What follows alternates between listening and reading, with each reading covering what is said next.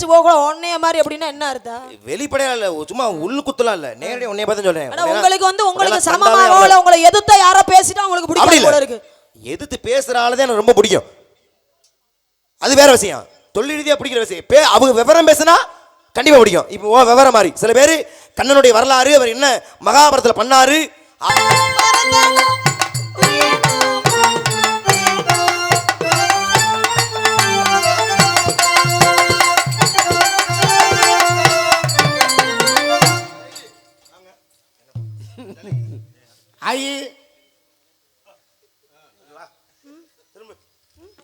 சுத்தி போடுங்க, சுத்தி போடுங்க.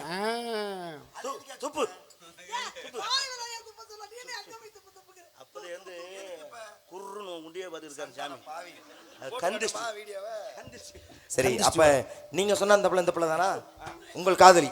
இந்த மாதத்துக்கான காதலி இந்த மாதத்துக்கா? மாதம் மாத்துறீங்கல்ல, ஒவ்வொரு சங்கமா காரைக்குடியில இந்த மதுரைனா அப்படியா அந்த மாதிரி தொழில் ரீதியாக வாழ்க பல்லாண்டு 16 பெற்று நீங்க பெருவாழ் வாழ வேண்டும். உங்க ஆளு இவ்வளவு அழகியா இருப்பான்னு நான் எதிர்பார்க்கல. ஏன்னா இத்தனை அழகு, அதனால இந்த பெண்ணை வாழ்த்த வேண்டும் என்று என் மனம் துடிக்கிறது. இவர் அழகுக்கு, இவருடைய அற்புதமான உடல் வாகுக்கு இந்த பெண்மணிக்கு ஒரு சங்கு பத்தாது, 3 சங்கு தரலாம் இருக்கேன். ஒரு சங்க கண்ணில் வார்த்தை பல ஆண்டு காலம் ஆகுது. இதை பார்க்கல, அது தெரியுது. தவறா புரிஞ்சுக்காதீங்க. திருசங்கு சொர்க்கம் அதை தர இந்த பிள்ளைக்கு, நவரத்ன மாளிகை அதை கொடுக்குற இந்த பிள்ளைக்கு, பாரிஜாத தோட்டம் அதை தர இந்த பிள்ளைக்கு, மையன் அமைத்த அரக்கு மாளிகை தர இந்த பிள்ளைக்கு. எனக்காக என்னென்ன தரேன்னு உனக்கு அறிவு இருந்தா கேப்பி. அதெல்லாம் இப்ப சொன்னாரே, இதெல்லாம் எங்க இருக்குன்னு கேளு. இதெல்லாம் மேல இருக்கு, தெரியுதா? உன்னை சோழியை முடிச்சு மேல கொண்டு வரப்பல, கலையரங்கத்துக்கு மேல இல்ல. வாழ்க பல்லாண்டு. அழைத்து பாருங்கள் வள்ளி, ஆசி வழங்குவோம். என்னையா சொன்ன பிள்ளைய மூஞ்சிய கூட பார்த்து பேச மாட்டேங்குது. யா என்ன பண்ணி தொலைஞ்ச உண்மையை சொல்லு தச்சி.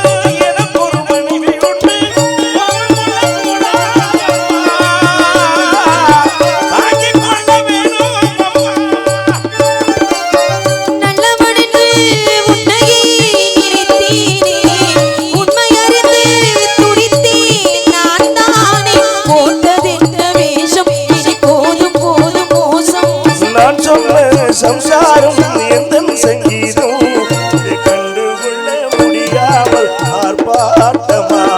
தண்ணீரிலே முகம் பார்க்கும் ஆகாயமே, நல்ல பன்னீரிலே நீராடும் பூந்தோட்டமே.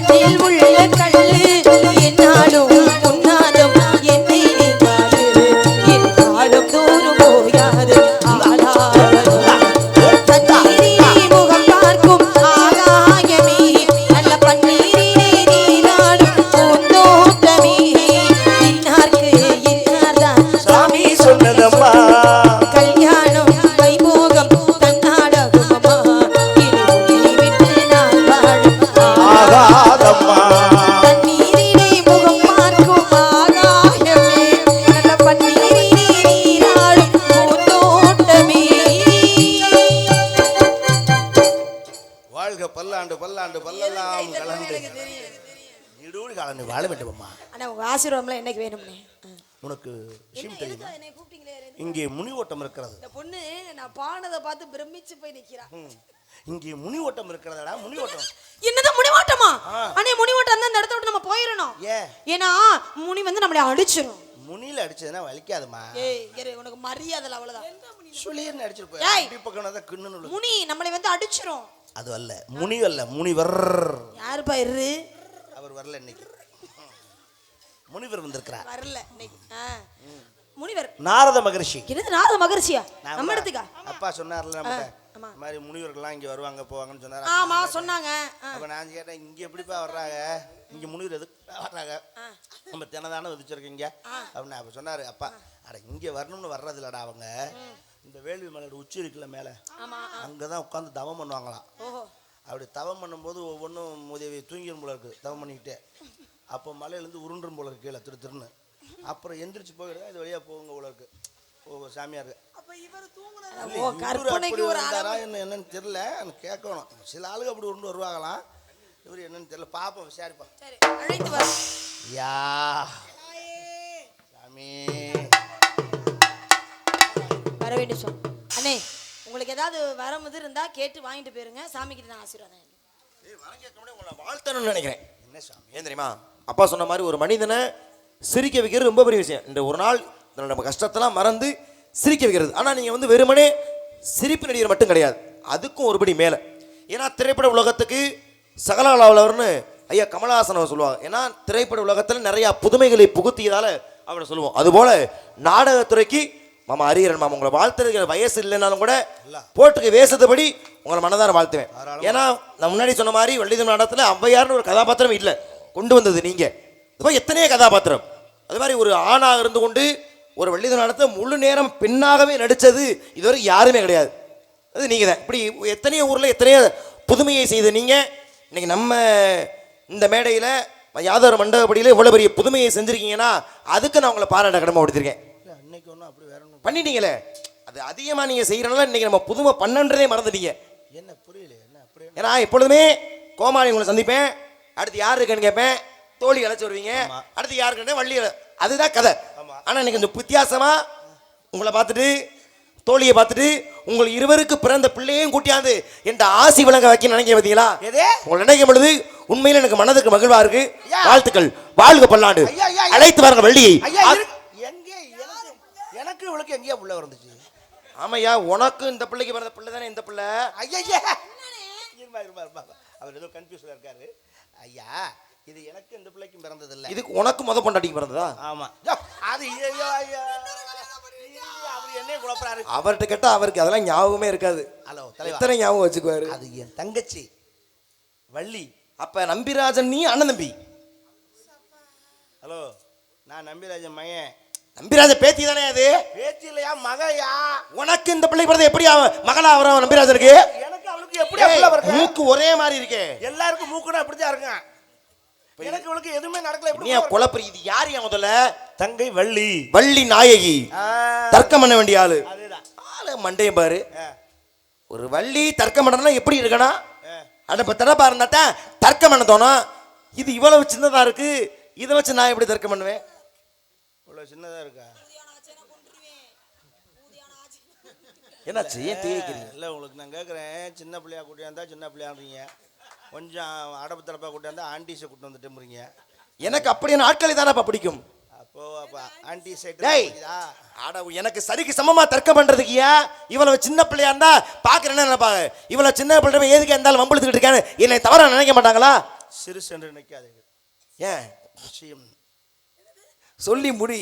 நீ இடவெளி விட்டேன்னா அது வேற மாதிரிலாம் சிந்திக்க தோணுதா இல்லையா? அப்படியே பழக்கப்படுத்திட்டீங்க. விஷயங்கள் நிறைய இருக்கிறது. விவரம் தெரியும்ட்டீங்களா? மூர்த்திக்கு சிறுசாக இருந்தாலும் மூர்த்திக்கு எப்படி எனக்கு கவலையே இல்லையா? இவரே மூர்த்தியா? ஐயோ, மூர்த்தி சிறிதாகினும் கீர்த்தி பெரிது. ஓ அந்த சொல்ல வரீங்களா? என் தங்கை ஆள்தான் சிறுமியாக இருந்தாலும் படிப்பிலே அறிவிலே மிகச்சிறந்த தப்பில்லையே. மார்க்கண்டேயனோ பக்த பிரகலாதனோ சிறுவனாக இருந்து தானே பெருமை பெற்றார்கள். அதுபோல உன் தங்கை சிறிய பெண்மணியாக இருந்தால் என்னையா பெண்ணா?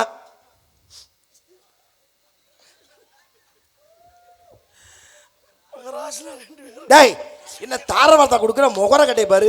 தர்க்க பண்ண குடியானா தார வார்த்தை கொடுக்குற? நீ ஒண்ணு கையெல்லாம் முடிக்க விஷயத்தை மட்டும் சொல்லு. அதானே ஏதாவது கோச்சிட்டு வண்டி எடுத்து கிளம்பிட்டா என்ன செய்யறது? ஏதாவது தவறாக பேசினாலும் விடியா தாங்கள் பெரிய மனுஷன். அப்படிலாம் சொல்லாத, அப்படியே சொல்லாத. இத்தனை சிறு பிள்ளையாக இருந்து கொண்டு இந்த பெண்மணிக்கு அறிவு அதிகமா இருக்குன்னு சொல்ற பத்தியா? தப்பு இல்லையா? மங்கையராய் பிறந்தாலே மாதவனை செய்ய வேண்டும் என்றார்கள். எல்லாருமே மாதவனை செஞ்சு அரியர் யார் செய்யறது? தவத்தை செய்ய வேண்டும். சின்ன பிள்ளையா தானே விவரத்தை நான் கொடுக்குறேன். அனுபவம் தானையா பாடத்தை கொடுக்குது. என்னமா இதைத்தான் சொன்னார்கள். சித்திரமும் கை பழக்கம்.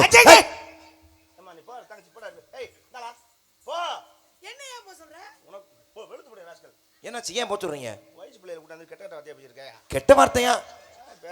ஒரு வார்த்தை தவறா பேசுறேன் நானு.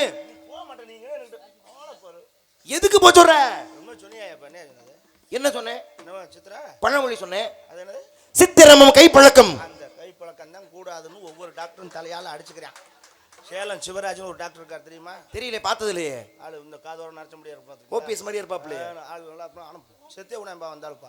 என்ன சொல்லி செத்தாரு? என் மகன் போன்ற இளைஞர்களும் பேரன் போன்ற குழந்தைகளும் வேணாம்டா ஐயா, அந்த பழக்கத்தை செய்யாதீங்கடா. கண்ணெல்லாம் வட்ட கண்ணை விழுது, கண்ணை விழுந்து வேணாம். விளம்பரத்தில் அப்போ மாத்திரம் வைக்கிறக்க ஒரு கெஞ்சலையா? அதுக்கு தான் இந்த பழக்கத்தை செய்யாதீங்கடா கெஞ்சின அண்டாள் தெரியுமா? நீ மட்டும் அப்படியே நின்று பார்ப்ப. எப்பா எப்பா நல்லா புரிஞ்சுங்க. கைப்பழக்கம் என்றால் என்ன சொல்ல வர்றேன்னா, ஓவியம் இருக்கு இல்லையா, அந்த ஓவியத்தை பார்த்து கொண்டே இருந்தால் அதான் செல்ல பார்த்துக்கிட்டே அடிக்கிறேன். ஓவியத்தை பார்த்தா இந்த ஓவியத்தை இந்த கைதான் வரைஞ்சுன்னு சொல்ல முடியுமா? அனுபவம் தானே இந்த கையை அந்த ஓவியத்தை வரைய சொல்லுது. அது மாதிரி பேச பேசதான் உன் தங்கச்சிட்டு விவரம் வரும்னு சொல்றியா? தங்கச்சி வர சொல்லியா? ஆமா ஆமா நான் நல்லா தம்பி. தவறா எடுத்துக்காதீங்க. சொல்லக்கூடிய அர்த்தத்தை புரிந்து கொள்ள வேண்டும். அம்மாடியே வெள்ளிக்கண்ணே பயப்படா பயப்படா, நல்ல விஷயம் தான். அடுத்த வார்த்தையை செவியம் எடுக்க வேண்டும். அப்பதான் என்ன சொல்ல வரணும்னு புரியும். செந்தமிழும் நாப்பழக்கம். ஐயா நீங்க போயிருந்தேன் சொல்றீங்க. போ எதுக்கியா போ சொல்ற? இவதே இது நிக்குது பாத்தியா? நீ உனக்கு அதே சோதா திரிவ. நீ மாட்டுக்கு ஏதாவது பழக்கி விட்டு போயிரியா? பழக்கிட்டு போன அப்புறம் என்னை போட்டு நிமிஷம் கொடுத்துட்டேன். என்ன என்ன பழக்கி விடுறேன்? ஐயா எவ்வளவு கழுத்தெல்லாம் வலிக்க தெரியுமா? ஏன் பொதி மூட்டை சுமந்தியா? கிணத்துல தண்ணி இருக்கான்னு எவ்வளவு நந்தி எட்டி பார்த்துட்டு எதை எட்டி பார்த்த? எனக்கு முறியல என்ன சொல்றாருன்னு. அந்த பழக்கம் அதை காட்ட ரொம்ப. ஏன் நான் படைக்கப்பட்டது அதற்கு தானே. எதுக்கு நக்கறக்கா? ஏய் செந்தமிழை பேசுவதற்காகப்பா. சரஸ்வதி குடியிருக்க நாக்கியா? ஆமா. அத போய் என்ன நீ போறியால வெளுக்கு போறவனே. நீ என்ன பண்றீங்கன்னு பாத்துட்டு இங்க பாரு சொல்லக்கூடிய விஷயத்தை தவறாக எண்ணக்கூடாது. நீ ஆரம்பத்தில் சொன்னதும் இப்ப சொன்னதும் தப்பு. என்னுடைய எண்ணம் அது இல்லை. உன் தங்கச்சி வர சொல்லு. தங்கச்சி வாமா, நான் விவரம் பேசணும். இவரங்க மேடையிலே நகைச்சுவை நடிகராக நடித்து நம்ம எல்லாம் மகிழ்ந்து கொண்டிருக்கும் நாடக உலக சவாலியர் கலைச்சுடர்மணி ஆர்பி ஹரிகரன் அவர்களை பாராட்டியும், தோழியாக நடித்து கொண்டிருக்கும் அன்பு மகள் புதுகையைச் சேர்ந்த ஜெயப்பிரியா அவர்களை பாராட்டி, இவர்கள் இருவரையும் பாராட்டி தலா 200 பரிசாக வழங்கியுள்ளார்கள். எம்ஜேஎஃப் லேன் பாப்பாத்தி எம் கணேசன் இந்த நாடகத்தின் அமைப்பாளரும் நிகழ்ச்சியின் ஒருங்கிணைப்பாளருமான எங்கள் பாசத்திற்கு பாத்திரமான அண்ணன் கணேசன் அவர்கள் சார்பாக இருவருக்கும் 200 பரிசாக வழங்கியுள்ளார்கள். அண்ணன் கணேசன் அவர்களுக்கு எங்களுடைய கலைக்குழு சார்பில் மனமார்ந்த நன்றி. நன்றிகள் வணக்கம். சென்று வாருங்கள். இருவர் சென்று வாங்க. தங்கைக்கு ஆசி வழங்கி அனுப்பி போயிட்டு வாங்க. ஹலோ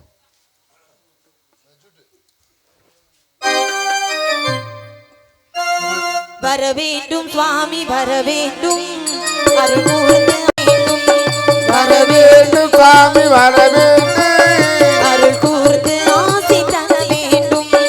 மகிழ்வோடு உம்மை குறமகள் தொழுதேன், இது நாளில் உமது அருள் வேண்டும். வர வேண்டும் சுவாமி வர வேண்டும், அருள் கூர்ந்து ஆசி தர வேண்டும்.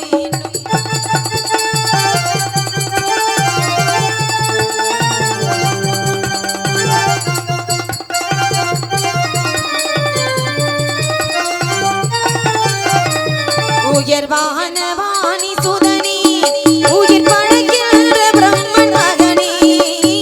உயர்வான வாணி சுதனி, உயிர் படைக்கின்ற பிரம்மன் மகனே.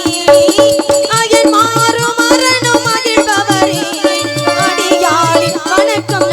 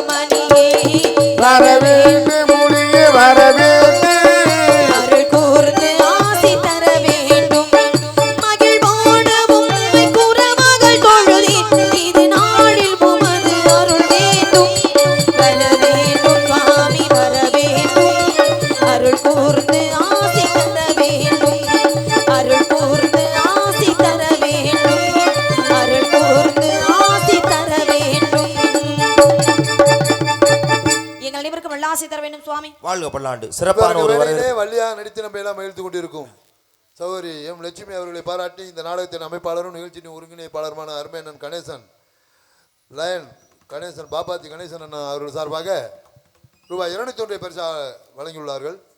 அன்புக்கு கொடுத்து பிரேம்படுத்தி அன்பு அப்பா அவர்களுக்கு என்ன சார்பாகவும் நான் சார்ந்த கலைக்குழுவின் சார்பாக நன்றி நன்றி நன்றி. வரவேற்று உங்களை வாழ்த்துவதனுடைய கடமையாகும். இதோ என் வாழ்த்து உங்களுக்காக வள்ளி நாயகம்.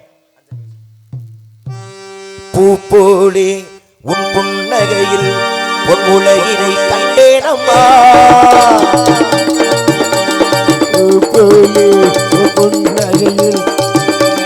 கண்டேனம்மா என் கண்ணே கண்ணின் மணியே உயிரே உயிரில் ஒளியே உன் புன்னகையில் உன் உலகினை கண்டேனம்மா.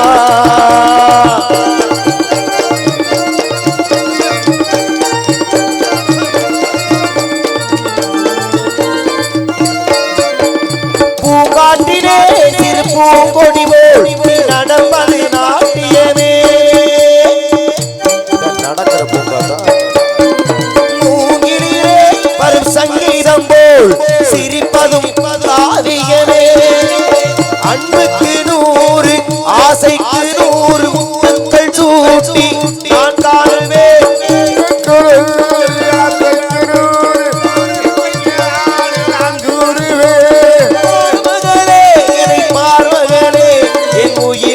ஒளி நீயே உன் புன்னகையில் உன் உலகினை கண்டேனம்மா. மகளை வாழ்க.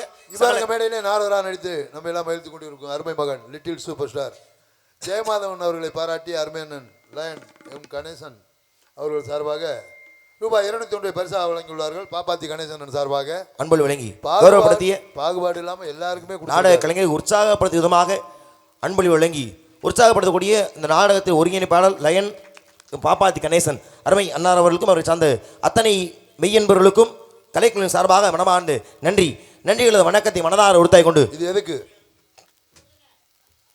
பாரபட்சம்லாம் எல்லாரும் கொடுக்குறாரு. உங்க 2 பேருக்கு எது கொடுத்தா எதுக்கு தெரியல. சண்டை போடணும், நல்லா பாடுறோம் நல்லா பேசுறோம். சண்டை போடணும், ரத்தம் பார்க்கணுமா. இந்த கட்டை இருக்குல்லப்பா, இது செஞ்சதுங்கன்னா நம்ம பழைய பஸ் ஸ்டாண்ட் பக்கத்துல தான். வீணை செஞ்சது கோயிலூர் ஒரு ஐயாட்ட தான். உங்களுக்கு ஒரு செட்டு வாங்கி கொடுத்துட்றேன். எதுக்கு நாரதர்களை பார்க்கறதுக்கு தான். நல்ல ஒரு வரவேற்பு, சிறப்பான ஒரு வரவேற்பு. நன்றி. உன்னை பற்றி விவரத்தை உன் அண்ணன் வாயிலாக தோழியின் வாயிலாக நான் கேள்விப்பட்டிருந்தாலும் உன் வாயிலாக உன்னை பற்றிய ஒரு சில விவரத்தை கேட்கணும் அப்படின்னு ஆசைப்படுறேன். கேட்கலாமா வள்ளி நாயகம்? சுவாமி, தாங்களுக்கு தெரியாத விஷயங்கள் எதுவுமே கிடையாது. ஏன்னா முக்காலம் உணர்ந்தவர் நீங்க. நடப்பது நடக்க போறது நடந்து முடிஞ்சது எல்லாமே உங்களுக்கு தெரியும். தெரிஞ்சிருந்தாலும் கூட இந்த சின்ன பிள்ளை என்கிட்ட வந்து உங்ககிட்ட ஒரு சில விவரம் கேட்கிறேமா, கேட்டா பதில் வருமானு கேட்டீங்க. ஏன்னா கேளுங்கள் தரப்படும், தட்டுங்கள் திறக்கப்படும் சொல்லியிருக்காங்க. அதை முறைப்படி நட கேட்கணும்னு ஆசைப்படுறீங்க. கேளுங்க. ஏதோ ஏன் சிற்றறிவு கேட்டி ஒரு பதில சொல்ல காத்துக்கிட்டு இருக்கேன். தெரியாத விவரத்தை கேட்டீங்கன்னா பெரியவங்க நீங்க இருக்கீங்க, உங்ககிட்ட நான் கேட்டு தெரிஞ்சுக்கிறேன். சுவாமி, உங்களை பற்றிய விவரத்தை கதையை முறைப்படி இதோ.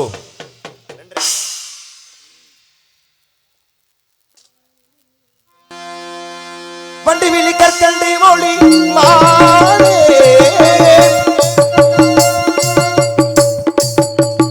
வண்டி விழி கற்கண்டு மொழி மாறே வாழ்ந்திருக்கும் நாடு சொல் கோலே.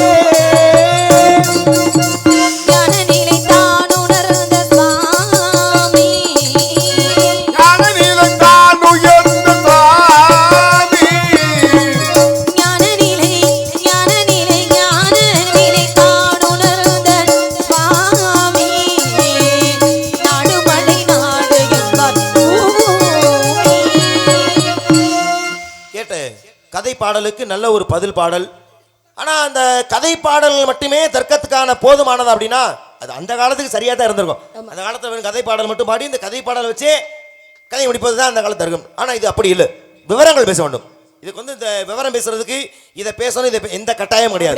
எந்த விவரம் வேணா பேசலாம். ஒருவேளை அப்படியான விவரத்தை நான் கேட்க நேர்ந்தால் அதற்கு இது போலவே தெளிவான தகுதியான விளக்கம் வருமா வள்ளி நாயகம்? கேட்கக்கூடிய கேள்விகளை பொறுத்து இருக்கு சுவாமி. அது கேட்கக்கூடிய கேள்விகளை பொறுத்து இருக்கு. விவரம் கேட்கணும் ஆசைப்படுறது பெரிய விஷயம் கிடையாது. ஆனா திரும்ப எதிரில இருந்து கேட்கறவங்க கேட்ட கேள்விக்கு பதில் சொல்ல முடியுமா அப்படிங்கறது யோசிச்சுக்கிட்டு அப்புறம் கேள்விகள். முதல்ல நம்ம இதை செய்வோம்ன்ற நம்பிக்கை நமக்கு இருக்கணும். முதல்ல கண்டிப்பா நீ வந்து என்னை மிரட்டறதுதான் குறியா இருக்க. திருப்பி நானும் கேட்பேன் அப்படி கிடையாது. முதல்ல இங்க பாரு, என் கேள்விக்கு பதில் சரியா சொன்னாயினா திருப்பி நீ 1000 கேள்வியோட கேளு. புரியுதா? எனக்கு அதை பத்தி இந்த திருப்பி நானும் கேட்பேன், அதனால யோசிச்சுக்கிறங்க. இந்த பிரச்சனை என்கிட்ட வேணாம். முதல்ல என் கேள்விக்கு சரியா சொல்லுங்க. பார்த்தா நீங்க என்னட்ட விவரம் கேக்குறேன்னு சொல்லக்கூடாது. விவரம் கேக்குறேன் அப்படின்னா அதுவே மிரட்டுற தோணி தானே. உங்ககிட்ட நான் விவரம் கேட்பேன், கேட்ட கேள்விக்கெல்லாம் பதில் வருமானு கேட்கறதே மிரட்டுற தோணி தானே. இது என்னமா பிரச்சனையா இருக்கு? உன்னை விவரம் கேட்பேன், கேட்கற பதில் வருமானா என்ன சொல்லணும்? கேளுங்க சாமி நான் சொல்றேன், திருப்பி நானும் கேட்பேன். அதான் பேச்சு. சொல்றேன்ற வார்த்தையே வாயில வரலையே. அப்படி எல்லாம் நீங்க எனக்கு சட்டம் போடாதீங்க. இப்படித்தான் பேசணும், அப்படித்தான் பேசணும். தப்பா பேசினா யார் வேணா சுட்டி காட்டலாம். நான் தவறா பேச கிடையாது. அப்புறம் கேக்குறதுல குறியா இருக்க. ஏன் சொல்றன்ற அக்கறை இல்லையா உனக்கு? செவுத்துல ஒரு பந்தை எறிறோம். செவுத்துல எறிந்த பந்து திரும்ப நம்ம கைக்கு வருமா வராத? அத புடிக்க தெரிஞ்சா தானே செவுத்துல பந்தை எறியணும். புடிக்க தெரியாத ஆளு எறிஞ்சா என்ன ஆகும்? தெளிவா மூச்சு கேக்குறேன். முகம் உடைஞ்சு போகும். பதில் சொல்லுவியா மாட்டியா? என்னது சொல்லுவேன். சொல்லிட்டு ஆனா திருப்பி கேட்பேன். அத நீ வண்டிக்க. எனக்கு அது பஞ்சாயத்து இல்ல. எதுக்குமே தெரியாம நான் தான் கேட்பேன்னு வந்து நீங்க நிக்கிறதுல எந்த பிரயோஜனம் கிடையாது. எப்ப திருப்பி நானும் இல்ல நீங்க என்ன வந்ததுல இருந்து ஒரு மாதிரி வம்புழுகிற மாதிரி பேசுறீங்களே, என்ன எனக்கு புரியல. எங்க அப்பா கொளுத்தி போட்டதுனால சொல்லல. அதுக்காக இல்ல நீங்க வந்தோனே வந்தது உன் வாய் சரியில்லை. ஒரு வார்த்தை சாமி கேளுங்க சாமி நான் சொல்றேன், முடிஞ்சு வச்சே. நான் ஒண்ணு தவறா நானும் கேட்பேன். நான் ஏதாவது தவறா கேளு அப்படி என்னத கேட்ட போற? கேக்குறேன்னு ஆசைப்படுறீங்க. ஆனா திருப்பி நானும் கேட்பேன். அதுக்கு விவரம் சொல்ல முடியுமானா நீங்க கேளுங்கன்னு. தாராளமா நீ 1000 கேள்வி கூட கேளுட்டேன். இதுக்கா 1000 கேள்வி எங்க நேரம் இருக்கும் அப்படின்னு வினயம் பண்ண கூடாது. சாமி அதுதான் நீங்க கேளுங்க பதில் சொல்றோம்டா. இல்ல என்னமோ உங்களுக்கு தான் எல்லாம் தெரியுமா, அந்த அம்மாக்கு ஒண்ணும் தெரியாத ஆளை கூட்டி வந்திருக்க மாதிரி. ஒண்ணுக்கு வருமா வராதுப்பா உங்களுக்கு? கேக்குறேன். நாங்க என்னமோ புது பஸ் ஸ்டாண்ட்ல பஸ்ஸுக்கு நின்ன ஒரு அம்மாவை கூட்டி வந்து வள்ளிக்கு ஆள் கிடைக்காம கூட்டிட்டு வந்து வாய்ப்பு இருக்கு. ஒரு நாடகத்துல எல்லாம் வள்ளி வரலைன்னு சித்தால வேஷம் போடுறாங்க, சித்தால வேலை வாக்கெல்லாம் கூட்டி வந்து விட்டாங்க. அது மாதிரி இது பண்ணிட்டீங்களோன்னு சந்தேகம் தான். ஒண்ணுமே தெரியாத ஆளை கூட்டி பேச்சே ஒரு நீங்க பேசுற மாதிரி இருக்கு. ஆனா அப்படி தெரியல, வச்சிருங்க. இதெல்லாம் சொல்ற அளவுக்கு திறமை இருக்கு. அப்படிதானமா? அது இருந்தா போதும். எதை வேணாலும் கேளுங்க, பதிலா சொல்றேன். இதையும் கூட நீங்க ஆணவமா நினைச்சுக்காதீங்க. கட்ச கல்வி மீது தன்னம்பிக்கை, நம்மளால பேச முடியும் அப்படிங்கிற தன்னம்பிக்கை. இதை கூட நான் திமிரா பேசுறேன், ஆணவமா பேசுறேன் நீங்க எடுத்துக்க வேண்டாம். நம்ம முன்னாடி ஒரு விஷயம் சொன்ன பாத்தியா, 1000 கேள்வி கேட்க முடியுமா, அதுக்கு நேரம் இருக்கா அப்படின்னா அது 1000 கேள்வி கிடையாது. 1000 கேள்வி நிகரான ஒரு கேள்வி. இப்ப அவை பிராட்டியை பார்த்து 4 கோடி பாட்டு பாட முடியுமா ஒரு இரவுலன்னு போட்டி. என்ன பண்ண அவை பிராட்டி, 4 கோடி பாட்டுக்கு இணையான பாடல். உன்னீர் என்று உபசரியா தன்மனையில் உண்ணாமை கோடி பெறும். 1 கோடி அதிலே முடிச்சு. அப்ப இது மாதிரி 4 கோடி பாடல ஒரே நேரத்துல பாடி முடிச்சு. அது மாதிரி உன்னுடைய கேள்வி நான் கேட்டு பதில் சொல்லி திருப்பி நீ கேட்ட அப்படின்னா அது 1000 கேள்வி நிகரான கேள்வியா இருக்கணும். அதை நான் நியாயமா ஏத்துக்கிறேன். மும்மூர்த்திகள் சொல்றோமே, யார சொல்றோம்? சிவன், பிரம்மா, விஷ்ணு. இதுல படைப்பு கடவுள் யாரு? பிரம்மா. காக்கும் கடவுள் மகாவிஷ்ணு. அழிக்கும் கடவுள் சிவபெருமான். இப்ப இதுல அதிகமான அவதாரங்கள் எடுத்தது யாரு? அதிகமான அவதாரம் எடுத்ததுன்னா சிவபெருமான சொல்லலாம். அதிகமான அவதாரம் எடுத்ததுன்னு எப்படி சொல்ற? ஏங்க 63 நாயன்மார்களுக்கும் 10 அவதார கதாநாயகன் பெருமாளை சொல்றோம். இந்த இடத்துலயுமே 30 அவதார கதாநாயகனோ இல்ல 67 அவதார கதாநாயகனோ சிவனை சொல்லல. அவதாரம்னா அப்படி சொல்ல வரலங்க. நான் எதுக்காக சிவபெருமான் அதிக அவதாரம் எடுத்திருக்காருன்னா, பெரிய புராணத்துல 63 நாயன்மார்கள். இந்த 63 பேரையுமே ஒவ்வொரு அவதாரம் எடுத்து சோதிச்சு அதுக்கப்புறம் தான் தன்னோட ஐக்கியமாக்கிக்கிட்டார். அப்ப அது அவதாரம் அதிகம் அப்படின்னா அது சிவபெருமான குறிக்கும். இருக்கலாம். சுந்தரமூர்த்தி நாயனார்ட்ட போய் உனக்கும் எனக்கு வழக்கு இருக்கு, வாடா திருவண்ணநல்லூருக்கு ஒரு வயோதிகன் போல போனாரு. அத பிட்டுக்கு மண் சுமப்பதற்காக புறம்படிப்பட்ட பொண்ணுன்னு ஒரு வந்திங்கிற கிழவிக்காக பிட்டு ஒரு கூலியாளாக சென்றார். வந்தாரு. இது மாதிரி நிறைய அவதாரம் சிறுதுண்ட நாயனாரை சோதிக்கணுங்கிறதுக்காக வயோதிகன் போல வந்தாரு. புரியுது. அப்ப இது போன்ற அவதாரங்கள் அதிகமா எடுத்தது அது சிவபெருமான் தான். ஆனா இதுல 2ல எது சிறந்தது நினைக்கிறேன்? இப்ப மகாவிஷ்ணு எடுத்த அவதாரம் 10, இது வரைக்கும் 9 அவதாரம் எடுத்திருக்காரு. சிவன் நீ சொன்ன மாதிரி அதோட அதிகமா எடுத்திருக்காரு. இது 2ல எது சிறந்தது? அப்படி கேட்டீங்கன்னா மகாவிஷ்ணு எடுத்த அவதாரம் சிறந்ததுன்னு நான் சொல்லுவேன். ஏன் அப்படின்னா அது உலக நலனுக்காக. சிவபெருமான் எடுத்த அவதாரம் எல்லாம் தன்னுடைய பக்தனுக்காக அவதாரம் எடுத்தார். ஆனா மகாவிஷ்ணு எடுத்த அவதாரமும் உலக நலனுக்காக எடுத்த அவதாரம். பூலோகத்தின் பாரத்தை குறைப்பதற்காக எங்கெல்லாம் அநீதி உயர்ந்து நீதி தாழ்கிறதோ அங்கே அவதாரம் எடுத்து அந்த நீதியை நிலைநாட்டுவார். நீதியை காப்பதற்காக மகாவிஷ்ணு எடுத்தார் அவதாரம். வாமன நரசிம்ம பரசுராம ராம வளராம கண்ணன் கல்கி. இப்ப 10 அவதாரம் இருக்குன்னு வச்சுக்கவே. இப்ப இது அவதாரம் எடுத்தது பூமி பாரத்தை குறைக்கிறதுக்கு தான். ஆனா ஒரு செயல் நடக்கணும்னா அதுக்கு இதுதான்ப்பா காரணம். ஆமா இருக்கும்ல, இதுதான் ஒரு காரணம் இருந்தா தானே அதை எடுக்க முடியும். ராமனுடைய வீரத்தை காட்டுவதற்கு வாலியை எப்படா நம்ப வைக்கிறது, வாலியை கொல்ல முடியும்னு சுக்ரீவன் நம்ப வைக்கிறதுக்காக ராமன் என்ன பண்ணாரு, 7 பனைமரத்தை தொலைச்சாரு. அப்ப 7 பனைமரத்தை தொலைக்கிறதுக்கு காரணம் என்ன? வாலியை தன்னால கொல்ல முடியும்னு நிரூபிச்சு காட்டுறதானே. எடுத்து காட்டுறது, அது நிரூபிச்சு மாதிரி காட்டுறது. அவதாரம் எடுத்தார் சரி. ஆமா. அதுக்கு காரணம் அது எப்படிங்க? நமக்கு கேள்வி புரியலன்னு நினைக்கிறேன். புரியல. அவதாரம் எடுத்து இந்த உலகத்தை காக்க நினைச்சாரு சரி. ஆமா. அப்படி வெறுமனே சும்மா அவதாரம் எடுக்க முடியுமா? அது எப்படி எடுக்க ஏதாவது ஒரு முடியும்? காரணம் இருக்கணும்ல. ஏதாவது ஒரு காரணம் இருந்தா தானே எடுக்க முடியும். அது போல அவதாரம் எடுக்கிறதுக்கு என்ன காரணம் தெரியுமா? என்ன காரணம் இப்ப அப்படின்னா, கண்ண அவதாரமோ இல்ல ஒரு ராம அவதாரமோ இல்ல நரசிம்ம அவதாரமோ எடுத்தார்ல, ஆமா, என்ன காரணம்னு கேக்குறேன். என்ன காரணம் அப்படின்னா, மகாவிஷ்ணு வைகுண்டத்திலே இருக்கும் பொழுது துவார பாலகர்களாக இருந்தவங்க 2 பேர். அதான் ஜெயன் விஜயன் என்று சொல்லக்கூடிய 2 பேர். அந்த 2 பேர் துவார பாலகர்களா இருக்காங்க, பாதுகாப்புக்கு இருக்காங்க. அப்ப அந்த இடத்துக்கு சனகாதி முனிவர்கள் 4 பேர் வர வந்து உள்ள போகணும்னு அனுமதி. சனகாதி முனிவரா துர்வாச முனிவரா? எப்படிங்க 4 பேர்? இல்ல அது சரி. சனகர் சனத்னந்தர் சனாதனர் சனத்குமார் வந்தது துர்வாச முனிவர். ஏன்னா சாபம் கொடுத்தவர் தானே. ஏன்னா விஸ்வாமித்திரருக்கு துர்வாச முனிவருக்கு ஒரு சின்ன வித்தியாசம் இருக்கு. விஸ்வாமித்திரர் எப்போதுமே கோபம் உள்ளவர். ஆனா துர்வாச முனிவர் எப்பயாவது கோபம் வரும். ஆனா கொடுத்தா சாபம் தான். அப்ப என்ன பண்றாரு? அவர் சாபத்தை கொடுத்தார். என்ன சாபம் கொடுத்தாரு? எப்படி மகாவிஷ்ணுவோடு கூடி இருக்கிறனால தானே உங்களுக்கு இவ்வளவு ஆணவம். அதனால மகாவிஷ்ணுவை பிரிந்து வாழ கடவுது அப்படிங்கிற சாபத்தை கொடுத்துட்டார். அப்ப மகாவிஷ்ணுவோட போய் 2 பேரும் முறையிடுறாங்க. ஐயா, எங்களுடைய வேலை அதுதான், உங்களுக்கு பாதுகாப்பு கொடுக்கறதானே என்னுடைய வேலை. ஆனா எங்களுக்கு இப்பேற்பட்ட சாபம் கிடைத்ததே, இந்த சாபத்திலிருந்து விமோசனம் கிடையாதா அப்படின்னு கேட்ட காரணத்துல மகாவிஷ்ணு சொல்றாரு, எப்பா, நல்லவனாக பிறந்து 7 பிறவிகள் பிறந்து என்னை வந்து சேர்றீங்களா, இல்ல கெட்டவனாக பிறந்து 3 பிறவி வந்து என்னை சேர்றீங்களா அப்படின்னு கேட்கிறார். ஐயா, 7 பிறவி உங்களை பிரிஞ்சு இருக்க முடியாது, ரொம்ப கஷ்டம். 3 பிறவி, கெட்டவனா பிறந்தாலும் பரவாயில்ல, 3 பிறவி போதும் அப்படின்னு கேட்டாங்க. அதனாலதான் 3 பிறவி எடுத்தார்கள் 2 பேருமே, ஜெயனும் விஜயும். முதல் யுகத்துல என்ன யாரா எடுக்கிறாங்க அப்படின்னா, இரணியகசிபு அப்படிங்கிற அவதாரம் எடுத்தாங்க. இரணியாட்சன் இரணியகசிபு. ஆமா, 2 பேரும் அவதாரம் எடுத்தாங்க. அடுத்த பிறவில ராம அவதாரத்திலே ராமனாக வந்து யாரை கொண்டாரு அப்படின்னா, ராவணன் குண்டோதரனாக வந்து பிறந்தாங்க. அவரை ராம அவதாரம் எடுத்து அழித்தார், தன்னோடு சேர்த்துக்கிட்டார். 2வது பிறப்புல யாருங்க? ராவணன் குண்டோதரன். நானே பல பேர் காது ஊத்துறேன், நீ போற பகல் எனக்கு காது ஊத்துட்டு போற பத்தியா? பரவாயில்ல, குண்டோதரனே அந்த கதைக்கு நீங்க போயிருவீங்களான்னு நினைச்சே. பரவாயில்ல, மீனாட்சி நீருக்காக உணவை சாப்பிட சொன்னது அது குண்டோதரன், இவன் கும்பகர்ணன். இல்ல, கொஞ்சம் தான் வித்தியாசம். அதனால போற போக்குல சொல்லாம சொல்லும்போது ஒரு வார்த்தை தவறா சொன்னா கூட நீ மாட்டிக்கிடுவ. இல்ல, நீங்க ரொம்ப கவனம் பண்ணிக்கிறீங்க, அதனால பாத்துக்கிறேன். இனிமே இந்த கவனம் கடைசி வரைக்கும் இருக்கான்னு நான் பாக்குறேன். 2வது அவதாரத்திலே சரி இருங்க, ராவணன் கும்பகர்ணன். இந்த கதை நீங்க படிச்சிருக்கீங்களா?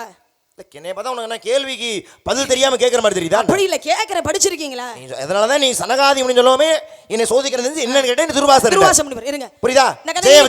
எதுவுமே தப்பு இல்லை. இதுல என்ன பிரச்சனை உனக்கு? 3 பிறப்பு எடுத்தாங்கல்ல. ஆமா. முதல் பிறப்பு என்னவா எடுத்தாங்க? இரணியாட்சன் இரணியகசிபு. 2வதாக ராவணன் கும்பகர்ணன். 3வது அவரம் யாரா பிறந்தாங்க? கண்ண பரமார்த்தத்தை கண்ணன் அவதாரம் எடுத்து யார வதம் பண்ணாரோ அவங்களாத்தான். அதுதான் யாருன்னு கேட்டேன். பேரு கேக்குறியா? ராம அவதாரம் எடுத்த பொழுது ராவணனை எங்களை சோதிக்கிறாங்களா அவங்க? நாங்க ஒரு கேள்வி கேட்டா நீங்க எங்களை சோதிக்கும் போது நான் சனகாதி முனிவர்னு சொல்லிட்டேன், உடனே அதை நிறுத்தி கிருஷ்ண பரமாத்மா அவதாரம் எடுத்து நிறைய பேர் வதம் பண்ணியிருக்காரு. காளிங்கனை வதம் பண்ணாரு, பூதகின்ற அரக்கிய பாலை குடிக்கிற மாதிரியே குடிச்சு வதம் பண்ணாரு, நிறைய பேரை கொண்டிருக்காரு. ஆனால் ஜெய விஜயர்கள் துவாபர யுகத்திலே யாராக அவதரித்தார்கள்னா, ஒருத்தன் கம்சனாகவும் இன்னொருத்தன் சிசுபாலன்னு பேரு. இந்த 2 பேராத்தான் அவதரித்தார்கள் ஜெயனும் விஜயனும். இப்ப கண்ணபரமாத்மாவும் மனித பிறவிதான், ராமனும் மனித பிறவிதான். 2 பேருக்கு என்ன வித்தியாசம்? 2 பேருக்கு என்ன வித்தியாசம்னா, ராமனுக்கு தான் ஒரு தெய்வம்ங்கிறது தெரியாது, ஆனா கிருஷ்ணருக்கு தான் ஒரு தெய்வம்ங்கிறது தெரியும். அப்ப இறை சக்தியை அடிக்கடி பயன்படுத்தி தன் அவதாரமையும் விளக்கினார். இப்ப கண்ணபரமாத்மான்ற கிருஷ்ண அவதாரத்துல அவருடைய தனித்தன்மைன்னு எதை நீ சொல்லுவ? இது கிருஷ்ண அவதாரத்துல கேக்குறீங்களா? கிருஷ்ண அவதாரத்துக்கு இப்ப ராம அவதாரம்னா ஒருவனுக்கு ஒருத்தியாக இப்படித்தான் ராம அவதாரம். இப்ப அதுக்கு அடுத்த அவதாரம் தானே கிருஷ்ண அவதாரம். அதோடைய சிறப்பு என்ன அப்படின்னு கேட்டீங்கன்னா, வேகத்தை விட விவேகம்ங்கிறது ரொம்ப முக்கியம் அப்படிங்கறத எடுத்து காட்டக்கூடியது கிருஷ்ண அவதாரம். ஏன் அப்படின்னா, இந்த மகாபாரதத்துல கிருஷ்ண அவதாரம் எடுத்து தன்னுடைய சமயோஜித புத்தினால எல்லா விஷயத்தையும் வென்றார், மகாபாரத போரை வென்றார். அது காரணம் விவேகம் தானே. அப்ப அது ஒரு எடுத்துக்காட்டா அந்த மகாபாரதத்துல அமைது கிருஷ்ண அவதாரத்தை. தன்னுடைய அறிவாற்றலை மட்டுமே பயன்படுத்தி பாண்டவர்களுக்கு வெற்றியை வாங்கி கொடுத்தார். ஆமா, அங்க வீரத்தை விட விவேகம்ங்கிறது பெரிதுங்கிறது அறிவாற்றல் பெரிது நிரூபித்து காட்டினார். இப்ப கிருஷ்ணருடைய சிறப்பு இயல்பாக பார்க்கப்படுவது அப்படியே விவேகத்தை. இப்ப நான் கேக்குறேன், இப்ப கிருஷ்ணர் வந்து வேகத்தை விட விவேகம்ங்கிறது ஒண்ணு செயல்படணும்ன்றார். அதை விட வேற என்ன சிறப்பான விஷயம் நீங்க எதிர்பார்க்கறீங்க நினைக்கிறீங்க கிருஷ்ண அவதாரத்துல? கிருஷ்ண அவதாரத்துல எத்தனையோ சிறப்பு இருக்கேமா? இல்ல, அதான் ஏதாவது ஒண்ணு சொல்லுங்க. இப்ப நான் சொன்னேன், உன்னுடைய கருத்துப்படி எப்படி சமயோஜித புத்தியை பயன்படுத்தி மகாபாரத போர் என்றால் சொல்றீங்க? என்னுடைய கருத்து. உங்களுக்கு தனிப்பட்ட விஷயத்துல ஒரு கிருஷ்ண அவதாரம்னா அப்படிங்கிற சிறந்த சகோதரத்துவத்தை எடுத்துக்காட்டா யார சொல்லி இப்படி அண்ணன் தம்பி அப்படி இருக்கணும்பா, யாரை சொல்லுவோம் பெரும்பாலும்? அது வந்து ராமாயணத்துல ராமனோட தம்பிகள் போல அப்படி இருக்கணும்பா. அண்ணன் தம்பி ராம லட்சுமணன் மாதிரி வாழணும்பா ஆமாப்பா அப்படின்னு சொல்லுவாங்க. ஆமா. இன்னும் சில பேர் தருமை மாதிரி இருக்கணும்பா, தன் தம்பியை எப்படி பார்த்துக்கிட்டான். ஆனா உண்மையிலேயே தன் சகோதரன் மீது அளப்பெரிய பாசமும் அன்பு வைத்திருந்தது யார் தெரியுமா? கண்ணவர் மகாத்மா தான். என்னதான் அவர் தெய்வ சக்தியை பயன்படுத்தி அத்தனை சூழ்ச்சிகள் செய்தாலும் ஒருபோதும் தன்னுடைய அண்ணன் பலராமனுக்கு எதிராக ஒரு செயலும் பண்ணல. அண்ணனுக்கு சேவை செய்வதற்காகவே வாழ்ந்தார் கண்ணவர் மகாத்மா மகாபாரத கதையில. அப்ப சகோதரத்தை எடுத்துக்காட்டா கூட நான் கிருஷ்ண பரமாத்மாவை சொல்லுவேன் மகாபாரதம் என்ன பொறுத்த வரைக்கும். அப்படி சொல்றீங்களா? அதாவது அண்ணனுக்கு எதிரான விஷயங்கள் எதுவுமே சொல்ல, அண்ணன் மீது அளப்பரிய பாசம் கொண்டவருமா? அது நான் ஏத்துக்கிறேன். ஆனா எனக்கு ஒரு சின்ன சந்தேகம் இருக்கு, அதை நான் கேட்கலாமா? என்ன சந்தேகம்? கிருஷ்ணருடைய பிறப்பு, கிருஷ்ணர் எங்கே பிறந்தார், எப்படி வளர்ந்தார் அப்படிங்கிற ஒரு விஷயம் இருக்குல்ல, தெரியுமா உனக்கு? இல்ல கிருஷ்ணருடைய பிறப்பு தெரியுமா? இந்த நக்கலான பேச்செல்லாம் வேற யார்கிட்டயே வச்சுக்கணும். அப்படி நான் கிருஷ்ணருடைய பிறப்புன்னு ஒண்ணு இருக்குன்னா தெரியுமா அப்படின்னா என்ன அர்த்தம்? ஒரு சின்ன கதை கூட சொல்ல தெரியாம மாட்டிக்கிற ஆள் இருக்கு. இல்ல நீ கிருஷ்ணரை பத்தி இவ்வளவு இறங்கி பேசுற, நான் எதார்த்தம் உன்னுடைய கருத்து என்னன்னு கேட்டேன், திருப்பி ஏன் கருத்து கேட்டுக்க. நான் என்ன பொறுத்த வரைக்கும் அண்ணன் மீது அளப்பரிய அன்பும் பாசமும் கொண்டவர். ஒரு புத்தகத்தை படிக்கிறோம்னா ஒவ்வொருத்தவங்களுக்கும் ஒவ்வொரு அறிவு போல ஒரு விஷயத்தை நம்ம எடுத்துக்குவோம். அது மாதிரி என்னுடைய விஷயம் மகாபாரதம் படிச்சதுல நான் இப்படி ஒரு விஷயத்தை எடுத்துக்கிட்டேன். அப்ப நீங்க அந்த அவதாரத்துல நீங்க என்ன எடுத்துக்கிட்டீங்கன்னா அண்ணனை பத்தி பேசுறீங்க. அதுக்காக நான் சொன்னேன் பிறப்பு வளப்பண்ணு பிறப்பு தெரியுமா அப்படின்னா என்ன? ஆமா கேக்குறேன், கண்ணன் கிருஷ்ணபுரம் எங்கே பிறந்தாருன்னு தெரியுமான்னு கேக்குறேன். கிருஷ்ண அவதாரம் எதுக்காக எடுத்தாரு? கம்சனை அழிக்கணுங்கிறதுக்காக தான் எடுத்தாரு. பூமி பாரத்தை குறைப்பதற்காக, பூமி பாரத்தை குறைக்கணுங்கிறதுக்காக. அப்ப மதுராபுரியிலே யாரு கம்சனுடைய தங்கச்சிக்கு திருமணம் பண்ணி வைக்கிறார். திருமணம் வச்சு தேர் வீதியாக வரும்போது அசரீர் என்ன சொல்லுது அப்படின்னா, உன் தங்கையினுடைய குழந்தை 8வது குழந்தையினால தான்டா உனக்கு அழிவுன்னு. அசரீர் யார்கிட்ட ஒலிக்குது? என்னங்க இல்ல யார்கிட்ட ஒலிக்குது அந்த சத்தம்? கம்சன் கிட்ட. கம்சன் கிட்ட ஒலிச்சோன்னே என்ன பண்றாரு, தன்னுடைய தங்கையான தேவகியையும் வசுதேவரையும் கொண்டே சிறையில் அடைச்சிட்டார். ஏன்னா பிறக்கக்கூடிய 8வது குழந்தையினால தானே அழிவு. அப்ப முதல் குழந்தையில இருந்து அழிச்சுக்கிட்டே வர்றார். 8வது அந்த குழந்தைய மட்டும் கிடையாது, அந்த நாட்டில் இருக்கக்கூடிய எல்லா குழந்தையும் அழிக்கிறார். ஏன்னா எந்த குழந்தையினாலே தனக்கு அழிவு வரக்கூடாது அப்படிங்கிற காரணத்தினால பண்ணார். 8வது பிறந்த குழந்தைய வசுதேவர் என்ன பண்றாரு, சிறையிலிருந்து தப்பித்து கொண்டு போய் இங்க கோகுலத்தில் விட்டுட்டார் இல்லையா? இப்ப இதுக்கு முன்னால பிறந்த 7 குழந்தைகளை கம்சன் அழிச்சிட்டாரா? அழிச்சிட்டார்ல. வசுதேவர் கேக்குறாரு, எப்ப 8வது பிறகு பிள்ளையால தானப்பா சாவுன்ற, இந்த பிள்ளைல என்ன பாவம் பண்ணுச்சு? வசுதேவர் கெஞ்சுறாரு, கேட்கல. ஆமா. அப்ப எது முதல்ல உருவாகுன்னு கூட பிரச்சனை வரும்னு சொல்லி எல்லா குழந்தையுமே கம்சன் கொண்டுட்டான். அப்ப 8வது தோன்றியவர் கண்ண பரமாத்மா அதையும் கொண்டே கோகுலத்துல வசுதேவர் விட்டுட்டார்ல. இதை ஏன் கேக்குறேன்னா, சில பேர் கண்ணன் எங்கே பிறந்தாரு அப்பா அம்மா பேரோட தெரியாத சில அறிவு ஜீவிகள்லாம் இந்த உலகத்தில் உண்டு. நீ புதுசா சொல்லாத. 50 வருஷம் நாட 6 லட்சம் சில அப்படித்தான் இருக்கு. உனக்கு தெரியுமா? நம்ம பொறுப்பு கிடையாது. உனக்கு தெரியுதான்னு பார்த்தேன். சரி, இப்ப கிருஷ்ணருக்கு முன்னால பிறந்த 7 குழந்தைகளை கம்சன் அழிச்சிட்டாரா? அவங்கள யாராவது உயிரோட இருக்காங்களா? இருந்தாங்களா? எப்படி இல்ல, கிருஷ்ணருக்கு முன்னால பிறந்த 7 பேர் இருக்காங்க. நீ தானமா சொன்ன முதல்ல பிறந்த 7 பேருமே கம்சன் கொண்டுட்டான். 8வது பிறந்த கண்ணன் தான் கோகுலத்தை வளர்ந்தாருன்னு கொண்டுட்டாங்களா? அப்புறம் திருப்பி யாரு இருக்காளா நீங்க கேக்குற? கிருஷ்ணருக்கு அப்புறம் ஏதாவது குழந்தை பிறந்ததா கதை இருக்கா? இல்ல அப்படி இல்ல. இல்ல அப்புறம் எந்த அர்த்தத்துல கிருஷ்ணர் தன் அண்ணனுடைய பேச்சை மீறி நடக்காம அவருக்கு துணையா இருந்தாரு எப்படி நீங்க சொல்றீங்க? எப்படி கிருஷ்ணருக்கு முன்னால பிறந்த 7 பேர் இறந்து போயிட்டாங்கல்ல, கிருஷ்ணருக்கு அடுத்து யாரும் பிறக்கல. அப்படி இருக்கும்போது மீது அதிகமான அன்பு கொண்டவர் கிருஷ்ணர் நான் சொன்னதை வச்சு சொல்றியா? எப்படி நீங்க சொன்னீங்க? இப்ப கிருஷ்ணருக்கு முன்னாடி பிறந்த கொண்டுட்டாங்க கம்சன். ஆமா, கிருஷ்ணருக்கு அப்புறம் யாரும் பிறக்கல. ஆளே கிடையாது. அப்புறம் எப்படி நீங்க சொன்னீங்க? அவ்வளவு வரமாட்டியா நீ? எதிரில நிக்கிறாள் அந்த மாதிரி ஆளு, அதனால கொஞ்சம் அறிவை நான் நல்லபடியா யோசிச்சிருக்கேன். அப்ப அண்ணன் மீது அன்பு கொண்டார் கண்ணவர் மகாத்மான்னு சொன்னதுக்காக அண்ணன் ஒருத்தர் இல்லையே அப்படி கொண்டு வர, அப்படிதானே? கொஞ்சம் கோச்சுக்க அந்த பக்கம் போ. சிலருடைய அறிவு வந்து பல நாள் அப்படியே இருக்கும், சிலருடைய அறிவு மட்டும்தான் கொஞ்சம் நாட்களை வளர்ந்துட்டே போகும். பரவாயில்ல. இப்ப நான் ஒண்ணு கேட்கிறேன். நன்றி. மகாபாரத கதையில அவசரப்படாத, மகாபாரத கதையில எத்தனை வீரர்கள் வாழ்ந்தார்கள்? இதுல சிறந்த வீரன் நீ யார சொல்லுவ? அர்ஜுனனையா? இல்ல. கர்ணன? இல்ல. பீஷ்மர? இல்ல. அசோத்தாவன? துரியோதன? யார சொல்லுவ? இவங்களெல்லாம் விட மிகப்பெரிய வீரன் யார் அப்படின்னா அது வந்து அபிமன்யுவை நான் சொல்லுவேன். ஏன் அபிமன்யுவை சொல்லுவ? ஏன் அப்படின்னா 13 வயது, வெறும் 13 வயது தான். தனி ஒரு ஆளாக போய் கௌரவர்களை எதிர்த்து வீர மரணம் அடைந்தவன் அபிமன்யு. அதனாலதான் வீர அபிமன்யுன்னு ஒரு பேர். சக்கரவியூகத்தை எப்படி உடைக்கிறதுன்னு உள்ள போறது மட்டும் தான் தெரியும் அபிமன்யு. வர தெரியாது, இருந்தாலும் தைரியமா உள்ள போய் எதிர்த்தாங்க. செத்துருவனு தெரிஞ்சு போய் 5 பேர் சூழ்ந்து அடிக்கும் பொழுதும் ஒத்தையாள எதிர்த்து நின்றவன் யாருன்னா அபிமன்யு. இப்ப இந்த அபிமன்யுவோட வரலாறு தெரியுமா உனக்கு? அபிமன்யு சக்கரவியூகத்தை உடைச்சு உள்ள போனாலும் சேர்த்தேன்.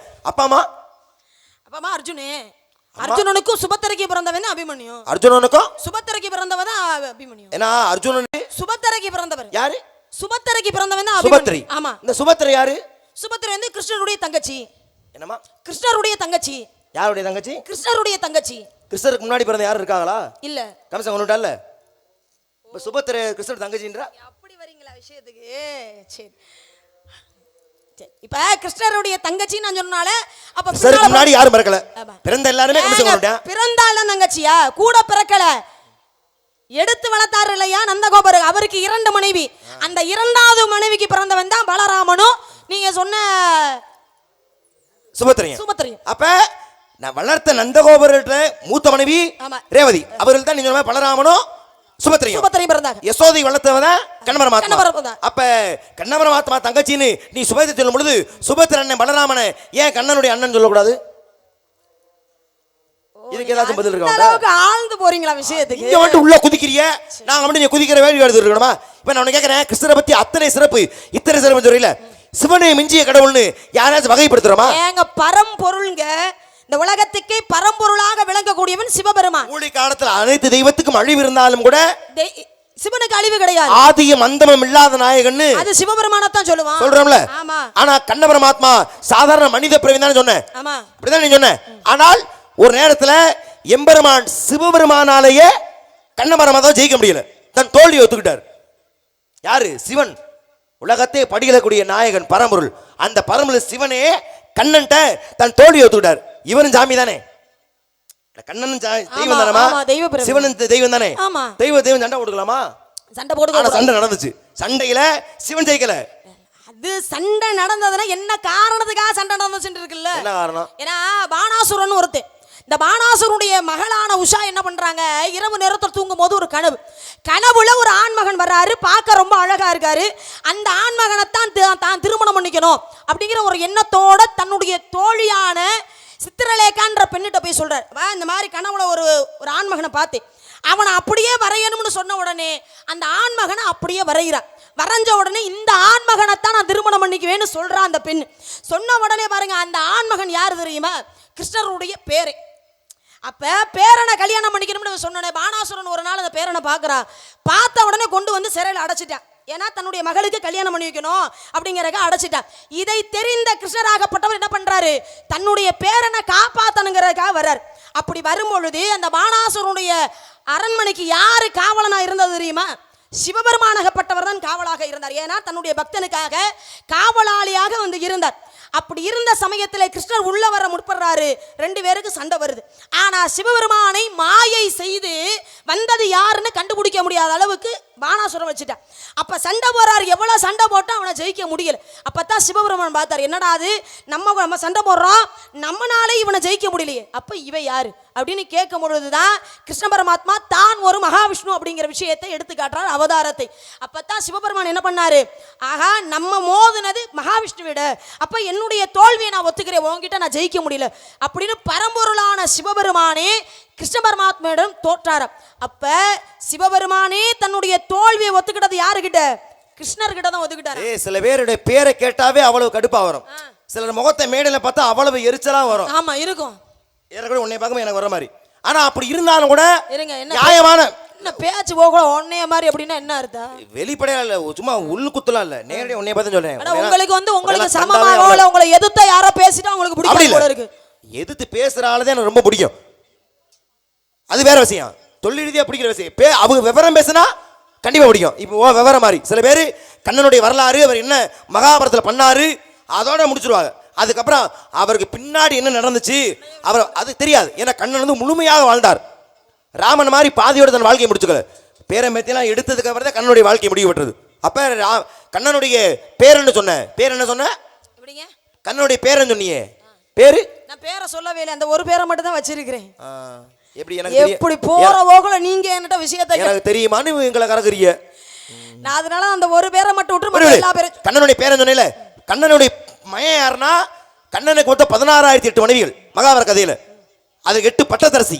இந்த 8 பட்டத்தரசியில மிக முக்கியமான மனைவி 2 பேர், ருக்மணி சத்தியபாமா. இதுல ருக்மணி இருக்கா பாத்தியா, அவள் மீது அவ்வளவு பெரிய அன்பு கண்ண பரமாத்மாவுக்கு. அப்ப கண்ண பரமாத்மாவுக்கு ருக்மணிக்கு பிறந்த மகன் பேர் தான் பிரதியும்னு பேரு. இந்த பிரதியுமனனுக்கும் மாயாதேவிக்கு பிறந்தவன் தான் அணிதிருத்தன் பேர். இந்த அணிதிருத்தன் தான் பானாசுரனுடைய சிறைப்பட்டால் நீ சொன்ன கதை. அப்ப மகாபாரதம் முழுசா படிச்சது மட்டும்தான் பிற்காலத்து என்ன நடந்துச்சுன்னு தெரியும். அப்ப சிவபெருமானே தன் தோல்வியை ஒத்துக்கிட்டாரு. கண்ணமரம் மாத்த மாட்டேன்னா தன் பேரனை காப்பாற்றுவதற்காக கண்ணன் செய்த போர்னால. நான் கேட்கிறேன், இப்ப வந்து எனக்கு எதிரி எங்கேயும் இல்ல, ஆல்ரவுண்டர் கூட்டி அந்த உட்கார வச்சுட்டு வந்திலிருந்து எனக்கு எதிராவே என்னமா மகாபாரத போர் நடந்துச்சுல, கிருஷ்ண அவதாரம் எடுத்தது எதற்காக? பூமி பாரத்தை குறைப்பதற்காக. பூமி பாரத்தை குறைக்கணும், தர்மத்தை நிலைநாட்டணும்ங்கிறது. அதனால பாரபட்சமே பார்க்காம தன் குலத்தார்களே மது அருந்தி கடற்கரையில் சண்டையிட்டார் என்பதற்காக அவர்களையும் அழிக்க துறந்து அந்த இரு கோரை பொருட்கள் அது பெரிய கதை. அப்ப பாரபட்சமே பார்க்காம நடந்துகிட்டாரு கண்ண பரமாத்மா. மகாபாரத போர் யாருக்கு யாருக்கும் நடந்தது? பாண்டவர்களும் கௌரவர்களுக்கும். பாண்டவர்களுக்கு கௌரவர்களுக்கும் நடந்தது. இதுல வந்து பாண்டவர்கள் பக்கம் யார் இருந்தது, கௌரவர்கள் பக்கம் யார் இருந்தது? பாண்டவர்கள் பக்கம். பாண்டவர்கள் பக்கம். இப்ப ஒரு போர் நடந்தா போருக்கு அப்பா உனக்கு இந்த படைபலம் உனக்கு, அந்த படைபலம் உனக்கு அப்படின்னு பிரிப்பாங்கல்ல. அதுல துரியோதர்கள் எத்தனை படைபலம் வேணும்னு கேட்டாங்க. அக்ரோனி, அதாவது மொத்த மகாபாரத கதையில 7 அக்ரோனி பாண்டவர்கள் பக்கம், 11 அக்ரோனி கௌரவர்கள் பக்கம். ஏன் இவங்க பக்கம் குறைச்சு அவங்க பக்கம் மட்டும் கூட? அதுக்கு என்னம்மா, பாண்டவ வனவாசம் போயிட்டாங்க, கூட்டணி சேர்றதுக்கு ஆள் ரொம்ப குறைவா இருக்கு. இல்ல நீ வேற எங்கேயும் கூட்டணி வேற எங்கேயும் போயிடாத மகாபாரத கதையில. அப்ப இவன் அரசாட்சியில இருக்கான், இவனுக்கு ஐயோ நீ என்னமா நீ கேக்குற கதை வேற எங்கேயோ போயிரும் போல. இல்ல நான் யதார்த்தமா தான் கேட்டேன், நீங்க வேற மாதிரி கொண்டு போயிராதீங்க. கதை அதான் இவன் ஆட்சியில இருந்தனால கூட சேர்ந்து நிறைய பேர் வர்றாங்க. அது இந்த சமயத்துல அத பேசுறது வேற மாதிரி மாறி போயிராம. இது மகாபாரத கதை தான். நீ என்ன இவனை கோர்த்துடுன்னு கேக்குறியா இல்ல யதார்த்தமா கேட்டேன்னு தெரியல? யதார்த்தமா தான் கேட்டேன். விடுமா, மொத்தத்துல பாண்டவர் பக்கம் குறைச்சல் 7 அக்ரோனி தான், கௌரவ பக்கம் 11 அக்ரோனி. இதுல 2 அக்ரோனி யாட்டுன்னு தெரியுமா? யாட்ட கண்ணபுரம் மாத்த மாட்டேன்.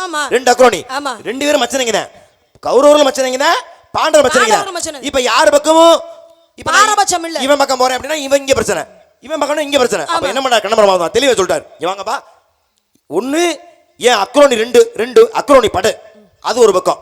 இன்னொரு பக்கம் நான் ஆயுதமே ஏந்தாம நான் ஒரு பக்கம் இருப்பேன். இதுல எது உங்களுக்கு வேணும்? 2 பக்கம் கேட்கிறாரு. அப்ப துரியோதனன் சொல்றேன், தன் அறிவை இழந்து ஆயுதம் இருந்தா கூட நான் உன்னை என் பக்கம் ஏத்துக்கிடுவேன், ஆனால் ஆயுதம் ஏந்தாத நீ எனக்கு பிரயோஜனப்பட மாட்டேன், உன் படையை மட்டும் கொடுன்னு படையை வாங்கிட்டு போயிட்டான். ஆனா அர்ஜுனே, கண்ணா நீ ஆயுதம் ஏந்தலாம் பரவாயில்ல, நீ என் பக்கம் இருந்தா மட்டும் போதும் அப்படி சொன்னதுக்காக ஆயுதமே ஏந்தாமல் அர்ஜுனன் பக்கம் இருந்து பாண்டவர் படையை வெற்றி செய்தார் கண்ண பரமாத்மா. ஆயுதம் ஏந்தாமல் நீ என் பக்கம் இருந்தா போதும் தானே சொன்னார். கிருஷ்ணர் சொல்ற ஆயுதமே ஏந்தாமல் நான் இருக்கிறேன். மகாபாரதம் படிச்சிருக்கீல? படிச்சிருக்கேன். நானா சொல்றேன், அத இல்ல இருக்கு, கதையில இருக்குல்ல. இருக்கு. கண்ணன் தானே சொல்றாரு ஆயுதம் ஏந்தாம நான் ஒரு பக்கம், இன்னொரு பக்கம் என் படனு படை எடுத்துக்கிட்டேன். துரியோதனே ஆயுதம் ஏந்தாத கண்ணனை எடுத்துக்கிட்டாரு. அதனால தான் ஆயுதம் ஏந்தாம தன் அறிவை பயன்படுத்தி அவன் கழுத்து வைக்காத நெஞ்சுக்கு வைரா சொல்லும் பொழுது தன் கட்டவரலால் அமிழ்த்தி தலைக்கு வந்து தலைப்பட போக வச்சாரு. இதெல்லாம் அறிவாற்றல் பயன்படுத்தி தானே. அறிவாற்றல் தான், நான் அதை தப்பா பேசலையே. வேற. ஆனா கண்ணமராத்மா தான் ஆயுதம் ஏந்த மாட்டேன்னு தானே சொல்லி தானே மகாபாரத போர்ல கலந்துக்கிட்டாரு. ஆனா அப்பேற்பட்ட கண்ணமராத்மா ஆயுதம் ஏந்தி இருக்காரு. அப்படிலாம் ஆயுதம் ஏந்திரலாம் கதை இல்லையே. நீ சொல்றத பார்த்தா கண்ணபரமாத்மா, நீ சொன்னதை பார்த்தா கண்ணபரமாத்மா வந்து ஒரு பக்கம் வாக்கு கொடுத்துட்டு அந்த வாக்க மீறினார மாதிரி பேசிக்கிட்டு இருக்கா. ஒரு முறை இல்லங்க 2 முறை. மத்த இடத்துல நீ சொன்னா கூட தப்பிச்சு போயிடலாம். இங்கெல்லாம் சொல்லிட்டு காலையில நீ ஊரை விட்டு போறதே சிரமமாயிரும் பாத்துக்க. ஏன் அப்படி என்ன? யாதவர்கள் நாடகம் வச்சிருக்கனால அதுக்கு இல்ல, நீ புராணத்தை தப்பா பேச கூடாதுல. கண்ணன் என்ன சொல்றாரு, ஆயுதம் ஏந்தாமல் நான் ஒரு பக்கம் இருப்பேன், அதானே அவர் சொன்னது. அவர் ஆயுதம் ஏந்தி யாரையும் வெட்டுனதாவோ குத்துனதாவோ மகாபாரத கதை படிச்சிருக்க கிடையாது. அப்புறம் ஆயுதத்தை பயன்படுத்தினாரே, இது 2 இடத்துல பயன்படுத்தி இருக்காரு. இல்ல உன் கேள்வி மேல எனக்கு புரியணும். நீ என்ன சொல்ற, ஆயுதம் ஏந்த மாட்டேன்னு சொன்ன கண்ண பரமாத்மா ஆயுதம் ஏந்திருக்கார் மகாபாரத போறப்ப. என்கிட்ட ஒரு அருவா இருக்குன்னு வச்சுக்கவே, இப்போ உன்னை எனக்கு பிடிக்கல, ஓங்கி கழுத்தது ஒரே வெட்டு. ஒரு எடுத்துக்காட்டு சொல்றேன், அப்படின்னா ஆயுதம் அர்த்தம். அப்படி என்ன உங்களுக்கு சிரிப்பு இல்ல அருவாவும் இல்ல அப்படின்னா இந்த கட்டா இருக்கு, ஓங்கி தலையில சடார்னு அடிக்கிறேன், உன் மண்டை 2ஆ புழக்குது அப்படின்னா அந்த ஆயுதத்தை இப்படி சொல்லி 3வது வருஷம் உண்மையிலே மண்டையை உடைச்சு தையல் போட்டு 1 மாசம் நாடகம் ஆடாம கடந்தேன். ஏன் வர்றேன்னு கேக்குறேன். அப்ப ஒரு ஆயுதத்தை பயன்படுத்துறது கொஞ்ச நாள் நடிக்காம எழுதி போட்டு இப்பதான் கொஞ்ச நாள் நடிக்க ஆரம்பிச்சிருக்கேன், பாத்துக்கிறங்க. சனியை பின்தொடரணும்னு என் தலையில எழுதி இருக்கு, அதுக்கு நான் என்ன செய்ய முடியும்? விடு விடு. அப்ப ஆயுதம் ஏந்திரனா வதம் செய்ய தானே, அப்படி யாரையும் வதம் பண்ணாரா கண்ண பரமாத்மா? இல்ல இல்ல இல்ல, வதம் செய்யல. ஆனா நீ என்ன சொல்ல வர்ற, ஆயுதம் ஏந்தி வதம் செய்யல, ஆனா ஆயுதம் ஏந்தினாரு அப்படியா? ஆமா. சரி, உன் வழிக்கு வரேன். அப்ப இல்ல கேள்வி தெளிவா புரியணும். ஏன்னா நான் மகாபாரத கதையில எங்கேயுமே கண்ண பரமாத்மா அதுக்காகத்தான் நான் அக்ரோனிகளை எத்தனையா பிரிச்சுக்கிட்டாங்க அப்படிங்கிற விவரத்தை நான் உங்கள்ட்ட கேட்டேன்.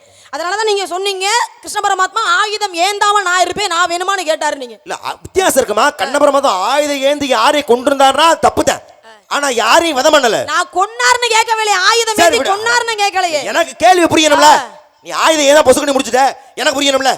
அதனால நான் என்ன சொல்ல வரேன், நீ இந்த கதை உனக்கு தெரியுமா என்ன காரணம்னு? தெரியும். இனி என்ன சொன்னேல மகாபாரதத்துல இவங்க யார் யார் பிறந்தாங்கன்னு ஒரு காரணம் நான் சொல்றேன், நீ படிச்சிருந்தீங்கன்னா இன்னொரு காரணம் நீ சொல்லுவா. சார் ரெண்டு காரணம் இருக்கு, இந்த ரெண்டு காரணத்துல ஒரு காரணம் நீங்க சொல்லுங்க, இன்னொரு காரணம் நான் சொல்றேன். மகாபாரத கதையில நாலாஜாப்பு கொஞ்சம் இந்த ஒரு விஷயம் இவரை சாதாரணமா விட்டுட்டு போலாம்னு நினைச்சேன், வந்த உடனே வம்புழுக்கிற மாதிரி பேசினாருன்னா அப்புறம் எப்படி நான் சாதாரணமா விட்டுட்டு போயிட முடியுமா? நீ அவ்வளவு நல்ல மனுஷனா இல்ல. இந்த புராணத்துல இந்த சூர்பனக இந்த அஜாமுகி இந்த கதையெல்லாம் படிக்கும்போது உண்மையிலே உன் முகம் தான் எனக்கு ஞாபகம் வரும். நீ இன்னும் அவ்வளவு ஒன்றும் இறக்க சிந்தனையாளர்லாம் கிடையாது. நிப்பாடு பேச்சு. மணி எத்தனை நாளா? 5 மணியெல்லாம் நான் விட மாட்டேன், கோச்சுக்காதீங்க தயவு செஞ்சு. 5 மணி ஆனாலும் 7 மணி ஆனாலும் விட மாட்டியா? என்னது அரக்கிய பார்த்தா ஒன்னும் ஞாபகம் வருதுன்னு இப்படித்தான் இதுல வன்மை வெளிப்படையா சொல்றது என்ன இருக்கு மனசுல தோன்றத வேலையை பாரு. கண்ணபரமாத்மா ஆயுதம் ஏந்தினார், வதம் பண்ணல யாரையும், அறிவாற்றலை பயன்படுத்தி அவனுடைய வீரத்தை தோண்டினார். யாருடைய வீரத்தை? அர்ஜுனே மகாபாரத போர்க்களத்துக்கு வர்றேன், வந்து பார்த்தா எல்லாம் மாமே மச்சான் சொந்தக்காரன் அங்காளி பங்காளி தான். இப்படி பார்த்தா துரோணாச்சாரியார் குருநாதர் இப்படி சண்டை போடுறது, இந்த பக்கம் திரும்பினா கிருபாச்சாரியார் சித்தப்பா எப்படி சண்டை போடுறது, இந்த பக்கம் இப்படி ஒவ்வொரு பேர் மீதும் தனிப்பட்ட அன்பு வச்சிருக்கேன். அர்ஜுனே சண்டை போட விருப்பம் இல்லை. இப்போ என்ன பண்ணாராம், பீஷ்மனை எதிர்த்து சண்டை போட விரும்பாது, ஏன்னா அவரை வளர்த்தது பீஷ்மன் தானே. அதெல்லாம் என்ன பண்ணாராம், சண்டை போடாம வில்ல கீழே வச்சுட்டு உட்காந்து பேசாம. இப்போ அவன் ஒரு வேளை வில்ல எடுத்து சண்டை போடலைன்னா பாண்டவை ஜெயிக்க முடியுமா? முடியாது.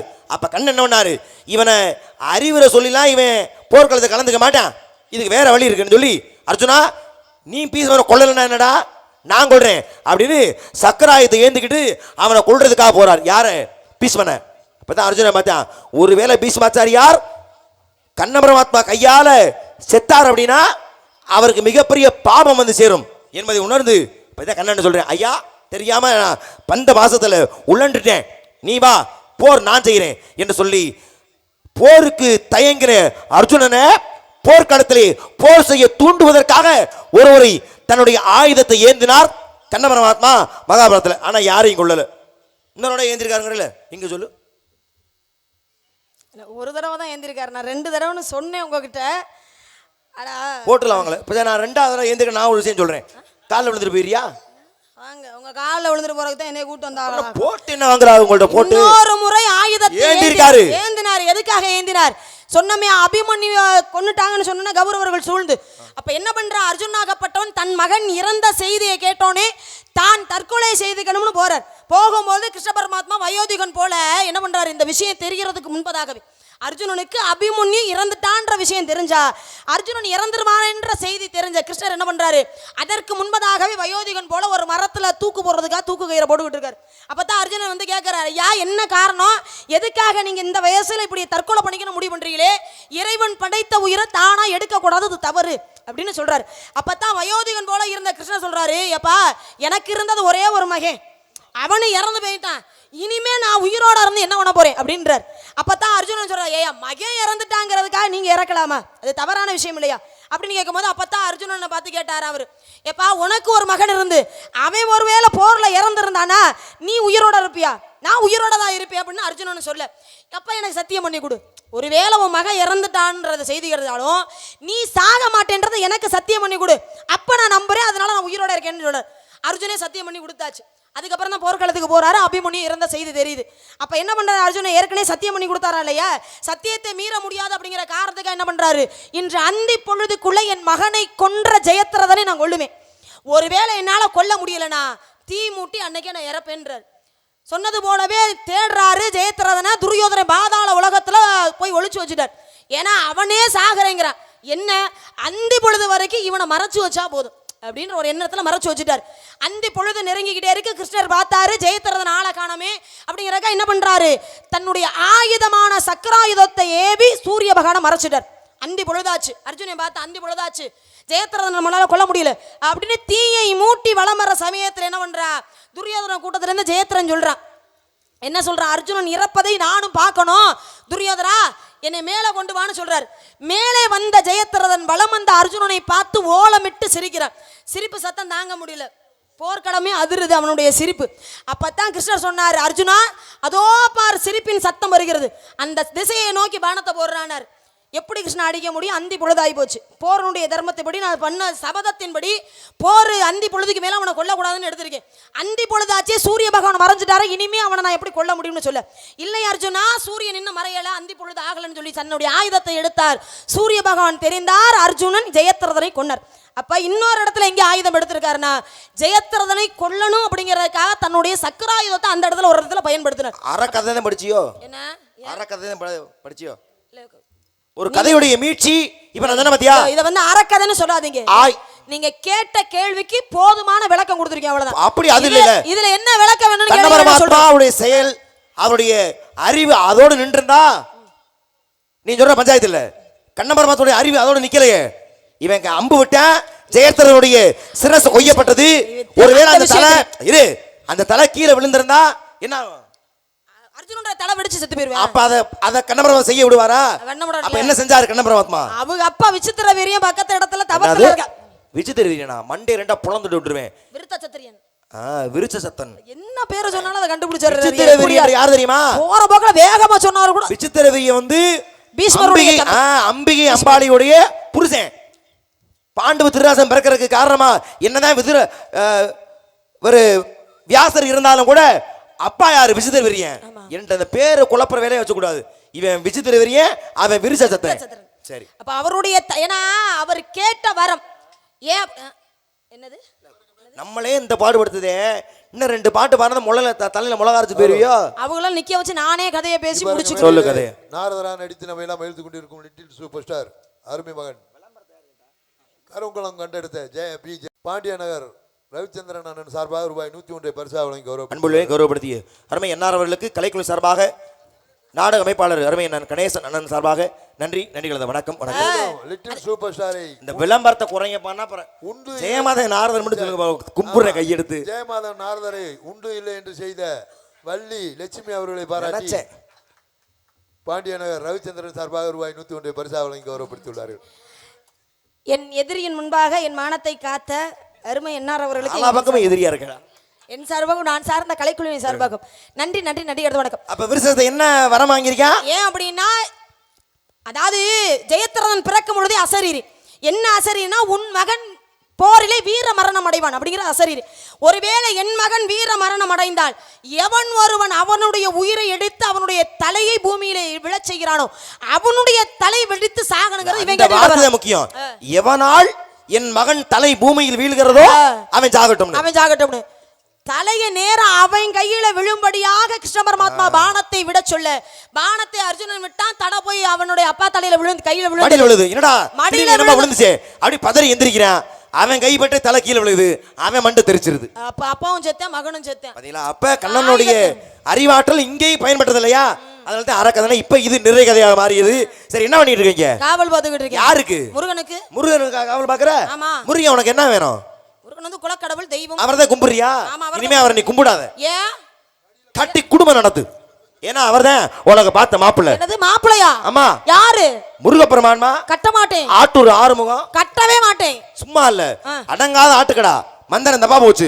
அந்த ஆட்டுக்கடை யாராச்சும் அடக்க முடிஞ்சா? முடியலையே. யார் அடக்கனா? எம்பெருமான் முருகப்பெருமான் தான் அடக்கறாரு. அப்ப அந்த ஆடே அடக்கற ஆட்டூர் ஆறுமுகம் தானே. ஹலோ, அவர் நீ கட்டிக்கிறியா? கட்ட முடியாது. அல்லு பகல்ல மீது அவஸ்தையை நீ விடுத்து, அல்லு பகல்ல மீது அவஸ்தையை நீ விடுத்து அவனையோர் திருப்பாசவி மடத்து சொல்லும் இவந்த கேளவா உடைந்து வந்தவரே பூமியில் கோல்சங்கள் புகழும் நாரதரை கைவரச செல்லாது உனக்காக நான் சொன்னேன் போக என்ன சீனவே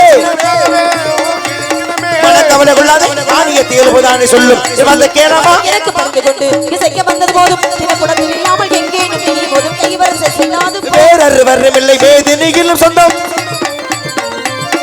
ஆறு முகங்கள் அடைவாய் வரமானது சொல்லும் இவந்த கேளவா குட்டி கொடுப்பதுங்கள் கோத்திரத்தின் முறையோ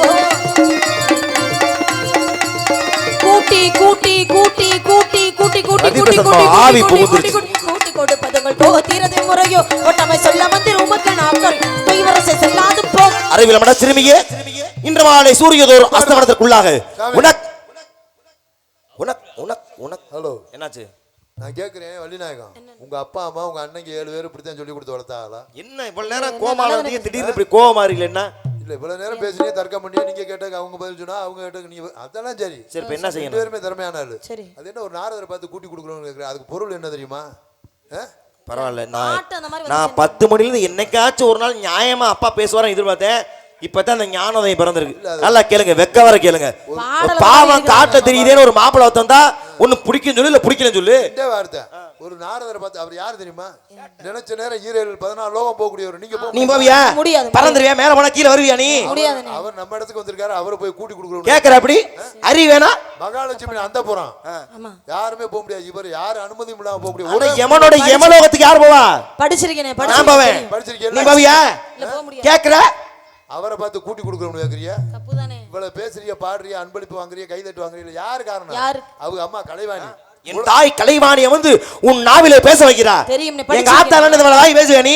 உலகத்துக்கே கல்வியை கொடுக்குறாரு. அவங்க பிள்ளை அவர் காலில் விழுந்து ஆசீர்வாதம் வாங்காம கூட்டி கொடுக்குறோம் நீ கேக்குறியம்மா? தகப்பா, அப்பா உனக்கு குரல் வரைக்கும் சோறு போட்டு கூட்டியாந்ததுக்கு உங்களால என்ன செய்ய முடியுமோ? என்னப்பா? நான் அந்த ஆத்தா ஒரு தடவை தானே சொன்னுச்சு. அதுவும் மைட் சத்தத்தை யாருக்கும் கேட்டுச்சானோட தெரியல. இது இதைத்தான் சொன்னுச்சுன்னு 7 தடவை உங்களை சொல்ல சொன்னாங்களா? கொஞ்சம் ஓவரா போயிட்டு மண்டே புலந்திரையும் கீழே வச்சிருங்க. இன்று மாலை சூரிய அஸ்தமனத்துக்குள்ளாக உனக்கும் என் மாப்பிள்ளை முருகப்பெருமானுக்கும் திருமணம் செய்யாவிட்டால் என்பது நாரதனம் அல்ல, இது பிரம்ம முடிச்சமல்ல, இதுவே என் சத்தியம் சத்தியம் சத்தியம். உன்னை முருகனு திருமணம் செய்யாமல் உன்னை இன்று மட்டுமல்ல என்றும் உன்னை விடவே மாட்டேங்க. நாராயண சீனை கிழிச்சு விட்டு தான் போவார் போல.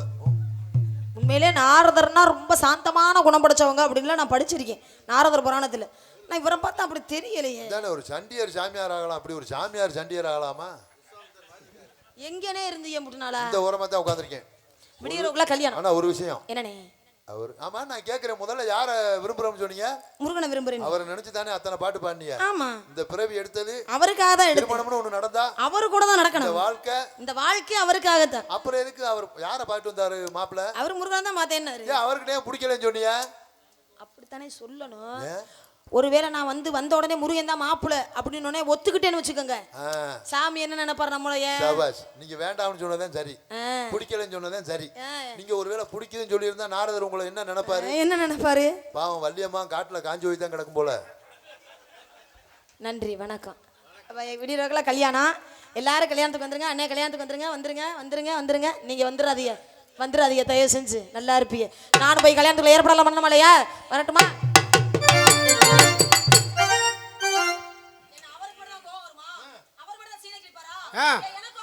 எங்க எங்க? ஐயோ ஐயோ ஐயோ அப்பா பாப்பா